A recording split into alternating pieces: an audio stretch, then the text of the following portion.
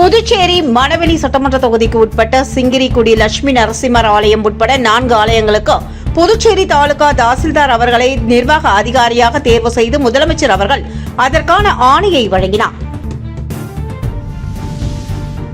புதுச்சேரி மணவெளி சட்டமன்ற தொகுதிக்கு உட்பட்ட அபிஷேகப்பாக்கம் பகுதியில் உள்ள அருள்மிகு விநாயகர் ஆலயம், அருள்மிகு முத்தாலம்மன் ஆலயம், அருள்மிகு நல்லதம்பி ஐயனாரப்பன் ஆலயம் மற்றும் சிங்கிரிக்குடி உள்ள ஸ்ரீ லட்சுமி நரசிம்மர் ஆலயம் உள்ளிட்ட 4 ஆலயங்கள் தொகுதியின் சட்டமன்ற உறுப்பினரும் புதுச்சேரி சட்டசபை சபாநாயகருமான ஏம்பலம் செல்வம் அவர்களின் பரிந்துரையின் பேரில் நிர்வாக அதிகாரியாக புதுச்சேரி தாலுகா தாசில்தார் பிருத்திவி அவர்களை நியமனம் செய்து